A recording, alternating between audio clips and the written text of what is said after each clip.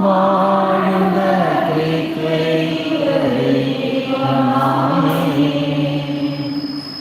സ്വർഗ്ഗത്തിൽ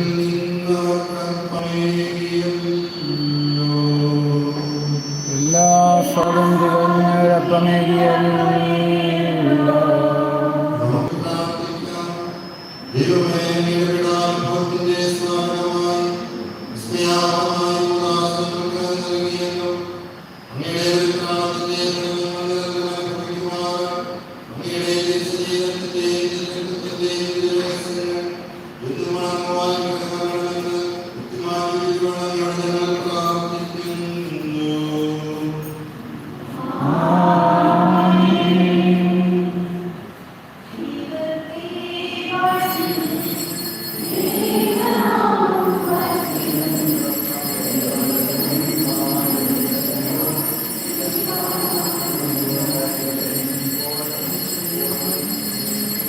ആമേൻ. ദൈവത്തെ വാഴ്ത്തുവിൻ, ദൈവനാമം വാഴ്ത്തുവിൻ, ദൈവവും മനുഷ്യരുമാം മിശിഹായെ വാഴ്ത്തുവിൻ, മിശിഹായൻ പൂജിതമാം തിരുനാമം വാഴ്ത്തുവിൻ, സ്നേഹത്തിൻ ഉറവിടമാം തിരുഹൃദയം വാഴ്ത്തുവിൻ, പീഠത്തിൽ വാണരുളും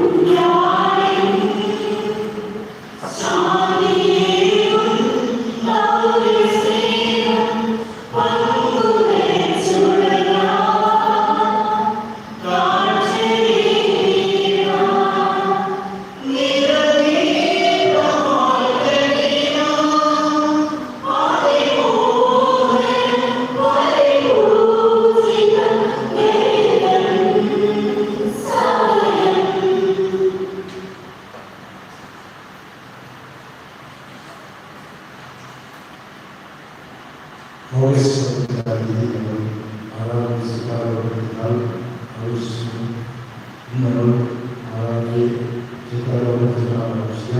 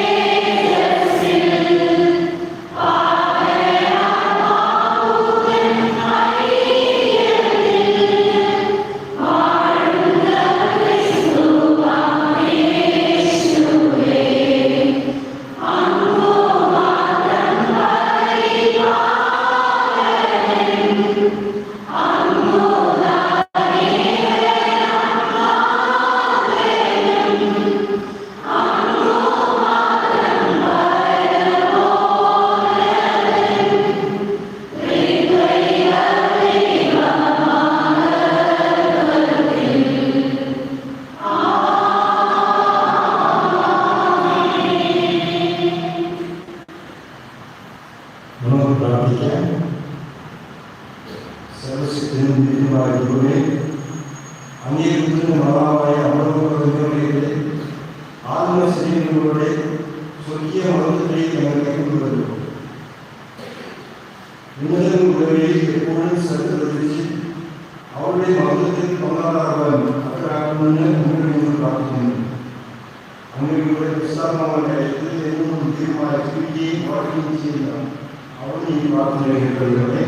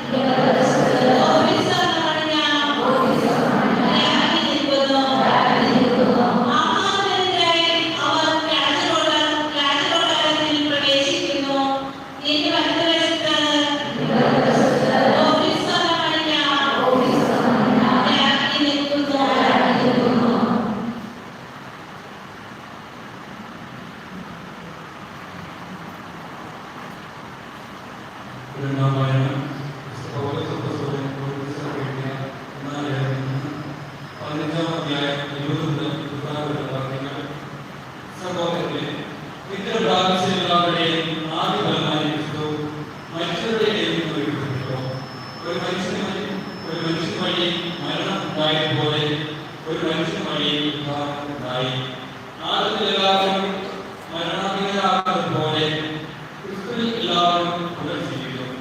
എന്നാൽ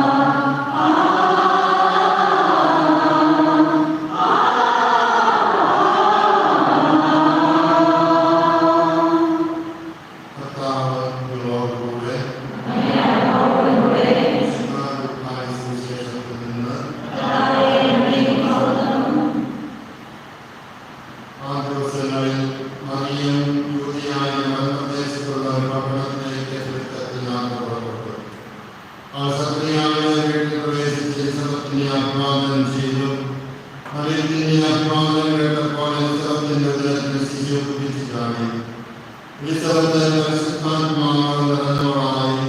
അവൾ ഘോഷിച്ചു, നീ സ്ത്രീകളിൽ അനുഗ്രഹീതയാണ്, നിന്റെ ഉദരഫലം അനുഗ്രഹീതം. എന്റെ കർത്താവിന്റെ അമ്മ എന്റെ അടുത്തുകാരുടെ ഭാഗ്യം എനിക്ക് ഇവിടെ നിന്ന്. ഇതാ നിന്റെ ആത്മാവിന്റെ ചെവികളിൽ വായിച്ചപ്പോൾ ശിശു എന്റെ ഉദരത്തിൽ സന്തോഷത്താൽ കുതിച്ചുചാടി.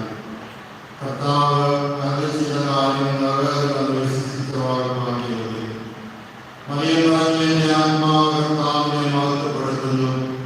എന്റെ ചിന്തയുടെ രക്ഷകനായ ദൈവത്തിൽ ആനന്ദിക്കുന്നു. അവിടെ നിന്ന് ദാസ്യത്താഴ്മ കാക്ഷിച്ചും ഇപ്പോൾ സകലധർമ്മങ്ങളും എന്നെ ഭാഗ്യവതി എന്ന് പ്രവർത്തിക്കും. സത്യനായ എനിക്ക് വലിയ കാര്യങ്ങൾ ചെയ്തിരിക്കുന്നു.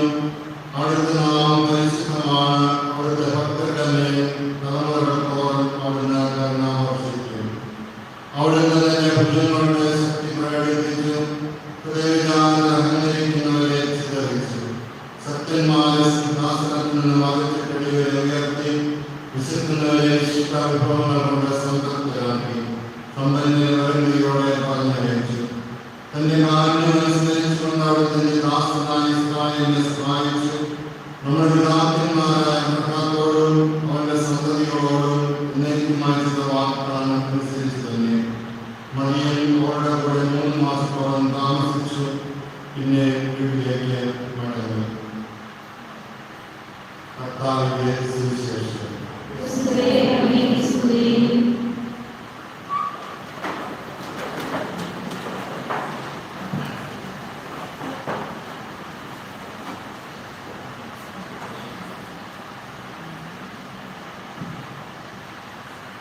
ഭാരതത്തിൻ്റെ സ്വാതന്ത്ര്യം ആവശ്യമാണ്. ആവശ്യമില്ലാതെ അതിൻ്റെ സമയത്ത് നാട്ടിൽ ശരിക്കുള്ള സ്വാതന്ത്ര്യം ഉണ്ടോ ഇല്ലയോ എന്നൊരു ചോദ്യം വരാൻ നമ്മളൊരു പ്രസവായമാണ്. വോട്ടിംഗ് മെഷീനിലെല്ലാം പല തീരുമാനങ്ങൾ നടന്നിട്ടുണ്ട്. കുട്ടികളാണ് നമ്മളുടെ ഒരുപാട് അതുകൂടാതെ നമുക്കറിയാം ചിലരെല്ലാം ഈ സമയത്ത് സ്പീച്ചിലെ RSS നേതാക്കളെല്ലാം വളരെയധികം കാര്യമായിട്ട് സംസാരിച്ചു. ഇതിനോട് അവസരത്തിൽ ശരിക്കുള്ള ഒരു സ്വാതന്ത്ര്യം നമ്മുടെ ഭാരതത്തിൽ കിട്ടിയിട്ടുള്ളോ എന്നുള്ള ഒരു ചോദ്യമാണ് നടക്കുന്നത്.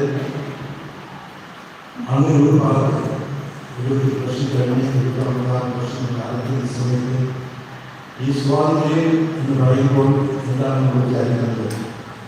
ക്രൈസ്തവ ജീവിതത്തിൽ നമുക്ക് എല്ലാവർക്കും നമ്മുടെ ജീവിതത്തിൽ ഏറ്റവും സ്വാതന്ത്ര്യം നമ്മൾ എന്നും നമ്മുടെ പാവത്തിൽ നിന്നും മരണത്തിൽ നിന്നും സ്വാതന്ത്ര്യം ലഭിച്ച ആ കന്യാകുമാരിയുടെ സർക്കാരോടെത്തുന്ന ആവശ്യിക്കുമ്പോൾ ഇതാണ് ശരിക്കുള്ള ഒരു സ്വാതന്ത്ര്യം എന്നുള്ള ഒരു ചിന്ത നമ്മുടെ മനസ്സിൽ കൊണ്ടുകൊണ്ടുണ്ട്. സ്വാതന്ത്ര്യം എന്ന് പറയുമ്പോൾ ഇന്ന് സർക്കാരോട് തിരുനാൾ ആഘോഷിക്കുന്ന ആ സമയത്ത് ഇതാണ് ശരിക്കുന്ന സ്വാതന്ത്ര്യം. മരണത്തിൽ നിന്നും പാവത്തിൽ നിന്നും നമുക്ക് മുരഞ്ഞു കിട്ടുന്ന ആ സമയത്ത്. അതുകൊണ്ടാണ് ഇവിടെ പാവത്തിൽ കോർപ്പറേഷൻ പ്രകാരങ്ങളോട് എല്ലാം മനുഷ്യന്മാരുടെ ഇവിടെ ഉത്സാഹത്തിന് ആൾക്കാരുണ്ട്. എത്ര വരാൻ പറ്റുമോ വരാൻ നന്നായിരിക്കുന്നു. ഞങ്ങൾക്ക് വരുന്നതിൻ്റെ കാരണം ഈ സമയത്ത് വളരെയധികം പേർ ഉത്സാഹത്തിനും പ്രാധാന്യം കൊടുത്ത് മനസ്സിലെല്ലാം ഉണ്ടെന്ന് പറഞ്ഞ് ഈശ്വരനെ അനുഗ്രഹം ലഭിച്ചുകൊണ്ട് മനസ്സിനും നമ്മുടെ ആത്മാവിനും സാധ്യത ലഭിച്ചുകൊണ്ട് ഒരു സ്വാതന്ത്ര്യ ജീവിതത്തിൽ ജീവിക്കാനുള്ള ഒരു അവസരമായി നമുക്ക് ഈ ഉല്ലാസ ജീവിതം നമുക്ക് തന്നിരിക്കുകയാണ്. അങ്ങനെയുള്ളൊരു അവസരങ്ങളെല്ലാം ഉപയോഗിക്കുന്നത് കാണുമ്പോൾ എനിക്കും ഒരു അച്ഛന്മാർക്ക് ഭയങ്കര ശ്രദ്ധിച്ചുള്ള ഒരു കാര്യമാണ്. നമുക്ക് വെള്ളം ആവശ്യമില്ല. എല്ലാവരും ഈ വിശാലമൊന്നും ദർശനം അറിഞ്ഞുകൊണ്ടിരിക്കുകയാണ്.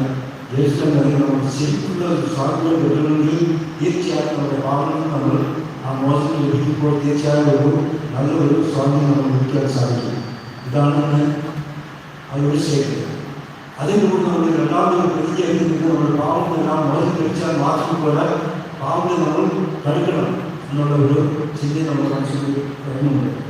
അതുകൊണ്ടാണ് നമുക്ക് രണ്ട് തിരുനാൾ ഉത്സവം നമുക്ക് തന്നിരിക്കുന്നത്. ഒന്ന് സ്വർഗാരോഹണ തിരുനാൾ, അതാറിയാണ് സ്വർഗാരോഹണം ഇല്ല, ഉണ്ടായിട്ടില്ല. സ്വർഗാരോഹണം യേശുവിന്റെ ശക്തി കൊണ്ട് സ്വർഗത്തിലേക്ക് പോയാൽ നമുക്കറിയാം. സ്വർഗാരോഹണം മാതാവിനെ യേശു ആ സ്വർഗത്തിലേക്ക് ആത്മാവും ശരീരവും തൊടുകൂടി സ്വർഗത്തിലേക്ക് പോയ ആ മുഖ്യ രഹസ്യത്തെ നമ്മൾ ആഘോഷിക്കുന്നു. അതിൻ്റെ കാരണം അത് വയസ്സ് 12-ാം വയസ്സ് മാർപ്പാപ്പയാണ് 1950 നവംബർ 1-ാം തീയതി മുനിഫെക്സിസ്മസ് ഡേവിസ് എന്ന ഒരു ലേഖനം വഴി, ആ ലേഖനം വഴി ഈ രഹസ്യത്തെ തിരിച്ചറിഞ്ഞ് നമുക്ക് തന്നിരിക്കുകയാണ്. അതിന് മുമ്പ് ഇതിലൊരു ആചാരമായിട്ടുണ്ടായിരുന്നു, നമ്മുടെ ജീവിതത്തിൽ എല്ലാവരും വിശ്വസിച്ച ഒരു കാര്യമാണ്. പക്ഷേ പ്രകടനപ്പെടുത്തിയത് ഈ നവംബർ 1-ാം തീയതി 1950. അതിൻ്റെ അർത്ഥം ഇത് നമ്മളെല്ലാവരും വിശ്വസിക്കണം. മാതാവ് നമുക്കൊരു നല്ല വഴി കാണിച്ചു തന്നിട്ടുണ്ട്. നമ്മുടെ ജീവിതത്തിൻ്റെ ലക്ഷ്യം എന്താണെന്ന് നമുക്ക് മനസ്സിലാക്കാൻ സാധിക്കും. നമ്മൾ എല്ലാവരും സ്വർഗത്തെ നോക്കിയ ഒരു ജീവിതമാണ് ജീവിക്കുന്നുള്ളത്. നല്ല ചിന്തയാണ് നമുക്ക് ആത്മീയമായ ജീവിതം നമുക്ക് തരുന്നത്. നമ്മുടെ ജീവിതം സ്വർഗത്തിലേക്കുള്ള ഒരു ജീവിതമാണ്, ഒരു യാത്രയാണ്. അതിൻ്റെ അടിസ്ഥാനം നമ്മൾ നോക്കുമ്പോൾ ഇന്നത്തെ 2-ാമത്തെ വായന നമ്മൾ വായിച്ചു. എന്നാൽ മൃതപ്രാപിച്ച എല്ലാവരുടെയും ആദ്യഫലമായി ക്രിസ്തു മരിച്ചവരിൽ നിന്ന് ഉയർപ്പിക്കപ്പെട്ടു. ഒരു മനുഷ്യൻ വഴി മരണം ഉണ്ടായതുപോലെ ഒരു മനുഷ്യൻ വഴി പുനരുത്ഥാനം ഉണ്ടായി. ആദ്യത്തിൽ നമുക്ക് എല്ലാവരും അറിയാം, മരണമുണ്ടായി. ക്രിസ്തുവിൽ പുനരുജ്ജീവനമുണ്ടായി. അതുപോലെ അതായത് ഈ ആദ്യത്തെ സ്ത്രീ മാതാവ് വഴി ആ രക്ഷാപദ്ധതി പൂർത്തിയാക്കപ്പെട്ടു. ഇങ്ങനെ നമ്മൾ കാണുമ്പോൾ മാതാവ് നമുക്കൊരു മാതൃകയും അതേസമയത്ത് നമുക്ക് മധ്യസ്ഥയുമായി നമ്മൾ മാതാവിനെ കാണാൻ സാധിക്കും. നമ്മുടെ ജീവിതത്തിൽ മാതാവ് നമുക്ക് നല്ല മാതൃകയാണ്.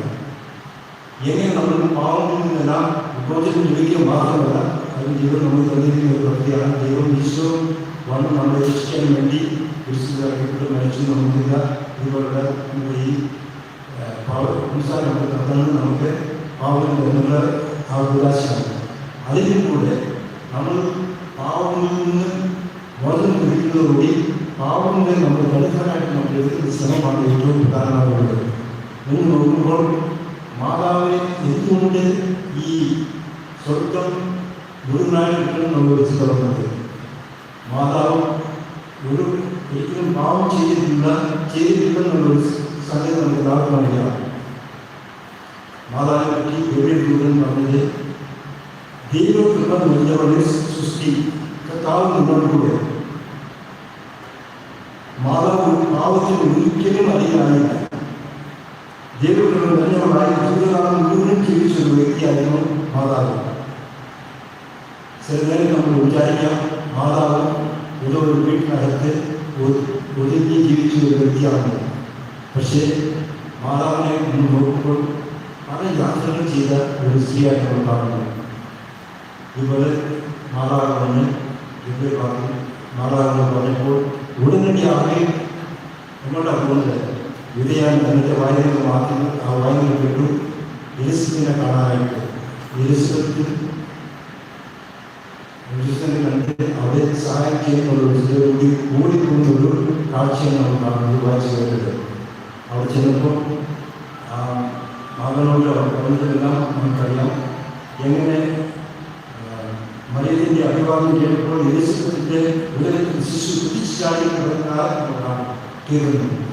അതായത് മാതാവിൻ്റെ അഭിവാദനം കേട്ട ഉടനെ എലിസബത്തിൻ്റെ വയറ്റിലുണ്ടായിരുന്ന ആ കൊച്ചി സന്തോഷത്തിൽ കേൾക്കുമ്പോൾ അതുപോലെ സന്തോഷം കൊടുക്കുന്ന ഒരു വ്യക്തിയായിരുന്നു ഈശോ. അതായത് നമ്മുടെ പാവങ്ങളെല്ലാം ക്ഷമിച്ച് നമ്മളെ ശുദ്ധീകരിച്ച് ഹൃദയത്തെ ശുദ്ധീകരിച്ച് നമുക്ക് ശരിക്കുള്ള സ്വാതന്ത്ര്യം തരുന്ന ഒരു ദൈവശക്തിയാണ് ഈശോ എന്നുള്ളത് ഇതിൽ നിന്ന് നമുക്ക് മനസ്സിലാക്കാൻ സാധിക്കും. അതുകൊണ്ടാണ് ആ കൊച്ച് ആ വയറ്റിനുള്ളിൽ തന്നെ കുതിച്ച് ചാടാൻ തുടങ്ങിയത്. ഇതുപോലെ നമുക്ക് ജീവൻ തരുന്ന ഒരു ശക്തി തരുന്ന ഒരു ദൈവമാണെന്നുള്ളത്. അത് നമ്മൾ വിശ്വസിച്ചുകൊണ്ട് നമ്മൾ എന്ത് ചെയ്യണം? നമ്മുടെ ജീവിതത്തിലും മാതാവ് നമ്മൾ കാണിച്ചിരിക്കുന്ന ആ മാതൃകയെ നമ്മൾ പിൻപറ്റി അതോടുകൂടി മാതാവ് പ്രത്യേകം പ്രാർത്ഥിച്ചുകൊണ്ട് എനിക്ക് ഈശോയെ എനിക്ക് മാതാവെ എപ്പോഴും ഒരു നല്ലവരെ കാണിച്ചാൽ ഞാൻ ഇവിടെ നിൽക്കുന്നവരായി ജീവിക്കാനുള്ളൊരു നല്ല അവസ്ഥ എനിക്ക് ഉപദേശിച്ചിട്ടുണ്ട്. അങ്ങനെ ഞാനിവിടെ വന്നിരിക്കുകയാണ്. ഞാനും ഒരു യാത്രയോടുകൂടി ഇങ്ങോട്ട് വന്നിരിക്കുകയാണ്. അപ്പോൾ അതിൽ നിന്ന് മനസ്സിലാക്കാൻ നമുക്കും യാത്ര ചെയ്യാൻ മടിയില്ല. അതുകൊണ്ടാണ് ഞാൻ ആ ഒരു യാത്ര മാത്രമല്ല, തുടർന്ന് നമ്മൾ മാതാവിൻ്റെ ജീവിതം നോക്കിയാൽ നമുക്കറിയാം എങ്ങനെ രണ്ടാമത്തെ ഒരു പുതിയ യാത്ര യേശുവിനോടുകൂടി ബെത്ലഹേമിലോട്ട് പോകുന്ന ഒരു യാത്ര നാസറിൽ നിന്ന് അത് കഴിഞ്ഞ് അവിടെ നിന്ന് ഈജിപ്തിൽ പോയ ഒരു യാത്ര അനുഭവം നമ്മൾ അത് വായിച്ചു. അവിടെ 2 വർഷം ഈജിപ്തിൽ താമസിച്ചാൽ നമ്മൾ പതിനഞ്ച് കഴിയുന്നു.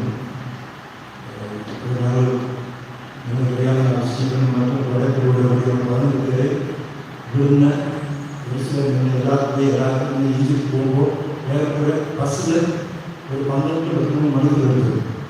ആ 13 മണിക്കൂർ കൊണ്ടാണ് അവിടെ ചെന്ന് എത്തിയത്. അപ്പോൾ ഞാൻ അവിടുത്തെ ബസ്സിൽ ഇത്ര നേരം എടുത്തെങ്കിൽ മാതാവ് യേശുവിന് 8 ദിവസം എടുത്തിട്ടാണ് അവിടെ ചെന്ന് എത്താനായിട്ട്. പോകുന്ന വഴിക്ക് മരുഭൂമി പോലെ പാറ മുറിഞ്ഞ് കുഞ്ഞുങ്ങൾ മാത്രമേ കാണാൻ പറ്റുള്ളൂ. ഒരു ജീവനെ കാണാൻ പറ്റില്ല, ഒരു പുരുഷനെ കാണാൻ പറ്റിയില്ല, ഒരു മണമോ ചെടിയോ ഒന്നും കാണാൻ പറ്റുന്നില്ല. ഇങ്ങനെയുള്ള ഒരു സാഹചര്യത്തിൽ എങ്ങനെയെല്ലാം പോയി നമ്മൾ തിരിച്ച് നോക്കുമ്പോൾ ഇതെല്ലാം സഹിച്ചുകൊണ്ട് പോയി എന്തുകൊണ്ടാൽ ഈശോയെ സംരക്ഷിക്കണം എന്നുള്ളൊരു ചിന്തയുണ്ടായിരുന്നു. അതുകൊണ്ട് കേരളത്തിൻ്റെ ആ ഒരു നിയമം വേണ്ടി ഓടിയായിട്ട് നമ്മൾ കാണുന്നത്. അങ്ങനെ ഒരു അവിടെ തിരിച്ച് വരുന്നൊരു യാത്ര. പിന്നെ കാണാവുന്നതിൽ നമുക്കെല്ലാവരും അറിയാം എങ്ങനെ നമ്മളൊരാൾ മാതാവ് യാത്രയ്ക്കാണ് എല്ലാവരും കൂടെ ഈശോയുടെ പോയത്. പിന്നെ ഈശോ ക്രിസ്ത്യനെല്ലാം ആരംഭിച്ച സമയത്ത് ആ കാലത്ത് ഈശോയുടെ നടന്നതായിട്ട് നമ്മൾ കാണുന്നത്. ഏറ്റവും ഒരു കഷ്ടപ്പെട്ട ഒരു യാത്ര എന്ന് വെച്ചാൽ കൽവാരിമലയിൽ പോയ യാത്ര. ഈശോയെ ക്രിസ്തുക്കാൻ വേണ്ടി ആ യാത്രയെല്ലാം സഹിക്കുകയും സ്ത്രീയാണ് നമ്മുടെ മാതാവ്. ഏറ്റവും അവസാനം ഒരു പാവം ചെയ്യാതെ സ്വർഗത്തിലേക്ക് എടുത്ത് ചെല്ലപ്പെട്ട ആ യാത്രയാണ് നമ്മൾ ആഘോഷിച്ചുകൊണ്ടിരിക്കുന്നത്. അപ്പോൾ അതിൻ്റെ എല്ലാ അർത്ഥങ്ങളും ഈ യാത്ര നമ്മൾ എപ്പോഴും ഒരു ശരിക്കുള്ള ഒരു യാത്രയായി മാറണം. ഏറ്റവും തെറ്റായ പാതയിൽ പോയാൽ നമ്മൾ അതിൽ നിന്ന് മാറി പുതിയ രീതിയിലുള്ള ഒരു സ്ഥിതി നമ്മുടെ മനസ്സിൽ ഓടുമ്പോൾ നല്ല പ്രതിയെടുക്കാം, ഒരു നല്ല ജീവിതത്തിലേക്ക് നമുക്ക് നീങ്ങാൻ സാധിക്കും. ഇങ്ങനെയുള്ളൊരു ജീവിതം ജീവിക്കാനാണ് ഇന്ന് ഈശോ നമ്മളെ ക്ഷണിക്കുന്നത്. മാതാവ് ഒരു നല്ല മാതൃകയെ മനസ്സിലാക്കി നമുക്ക് കാഴ്ചപ്പെടുന്നത്. എനിക്ക് ഓർമ്മയുണ്ട്, ഇന്ത്യയിലാണിപ്പോൾ ട്രിച്ചിയിൽ നിന്ന് ഒരു ട്രെയിനിൽ കയറി നമ്മൾ യാത്ര ചെയ്യാൻ പുറപ്പെടുന്ന സമയത്ത് അന്ന് ഭയങ്കര ട്രാഫിക്കിലുണ്ടായിരുന്ന ഒരു സമയമായിരുന്നു. അതുകൊണ്ട് ആ കൊച്ചിൻ്റെ ഒരു അമ്മയുടെ കൊച്ചിനെ അവർ കൊണ്ടുവരാൻ സാധിച്ചില്ല. ട്രെയിൻ പോകുന്നതിന് മുമ്പ് ആ സമയത്ത് ആ സ്ത്രീ അവിടെ ആ കൊച്ചു കൊണ്ടിരുന്നോ എന്ന് പറഞ്ഞു. അതുകൊണ്ട് അവിടെ മയക്കം നോക്കിയിട്ട് കാർ വീഴുകയാണ്. ആ സമയത്ത് ട്രെയിൻ സ്റ്റാർട്ട് ചെയ്യുകയും ചെയ്തു. എനിക്ക് ആ സമയത്തല്ലേ വണ്ടിയാണ് ആ ചെയിൻ പൊടിയത്. ചെയിൻ ചെയ്യുക ഉടനെ ടീക്കുക അവിടെ ഓടി വന്ന് ആരാ വിളിച്ചത്, ആദ്യത്തെ ചോദ്യം ആരാ വിളിച്ചത്, എന്താ എൻ്റെ സംഭവം അതല്ല, ആരാ വിളിച്ചത്, ഞാനാ വിളിച്ചത് തെറ്റാണെന്ന് എനിക്ക് തോന്നുന്നു. ഞാൻ വലിയ ഒരു സംഭവം നടന്നു. ഈ സംഭവം എന്തുകൊണ്ടാണ് ആ സ്ത്രീയെ രക്ഷിക്കാൻ വേണ്ടി. അപ്പോൾ ചില സമയങ്ങളിൽ നമ്മൾ ജീവിതത്തിൽ പല ഇതുപോലുള്ള സങ്കട സാഹചര്യങ്ങൾ നമ്മൾ അനുഭവിക്കാം. ആ സമയത്താണ് നമ്മൾ തന്നെ ഒരു ചെയിൻ നമ്മൾ പിടിക്കുക.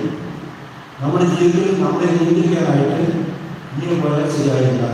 നമ്മുടെ ജീവിതം ശരിയാക്കണമെങ്കിൽ ഈ പാട്ടിൽ ഞാൻ രക്ഷപ്പെടുന്നു. അങ്ങനെയുള്ള ചിത്രങ്ങളിൽ നമ്മൾ ഈ മാതാവിൻ്റെ മാതാവിനെ നമ്മൾ മനസ്സിലാക്കിയിട്ട് നമ്മുടെ ജീവിതത്തിലൂടെ പോകണം. തീർച്ചയായിട്ടും നമ്മുടെ ജീവിതം ഈ ദിവസത്തെ നമ്മളൊരു നല്ല വിശുദ്ധ ജീവിതമായിട്ട് മാറ്റാം. അതിനുള്ള ഒരു നല്ല അനുഭവം വിശ്വസിക്കാതെ പറഞ്ഞ് ഇത് പറയാൻ പാടില്ല.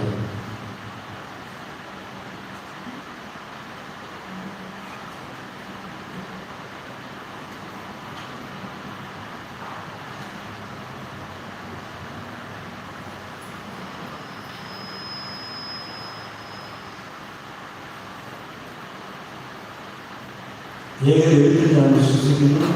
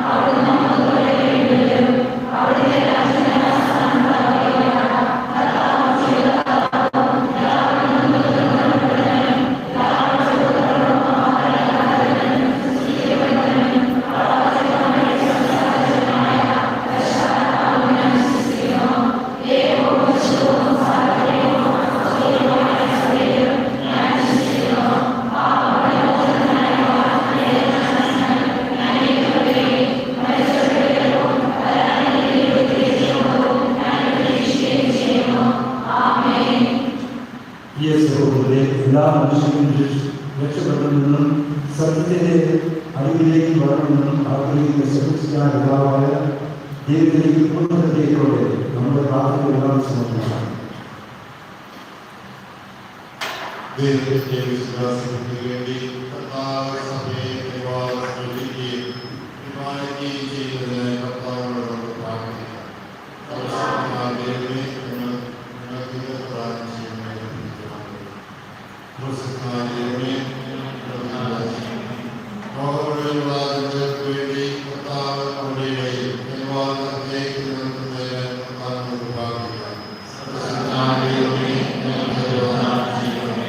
വിവിധ ആവശ്യങ്ങളാൽ എല്ലാവർക്കും വേണ്ടി കർത്താവ് എല്ലാവർക്കും വിശ്വാസം കർത്താവിനോട് പ്രാർത്ഥിക്കാം.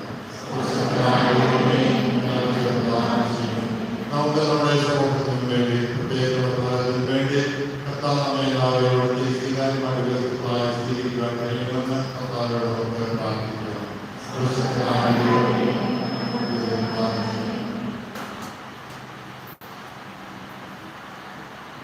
ഞങ്ങളുടെ അറിവും ശക്തിയുമായ ദൈവമേ, അങ്ങേ സഭയുടെ പ്രവർത്തനപരമായ പ്രാർത്ഥനകളിൽ തെളിയിക്കുന്നു. എന്നാൽ കാരണത്തിന്റെ ദൈവം അങ്ങനെയാണല്ലോ. ഞങ്ങൾ വിശ്വാസവും യാചിക്കുന്നത് ഫലപ്രദമായി ഞങ്ങൾ സമർപ്പിക്കാൻ ആഗ്രഹിക്കുന്നു. ഞങ്ങൾ പ്രാർത്ഥിക്കപ്പെടുന്നു.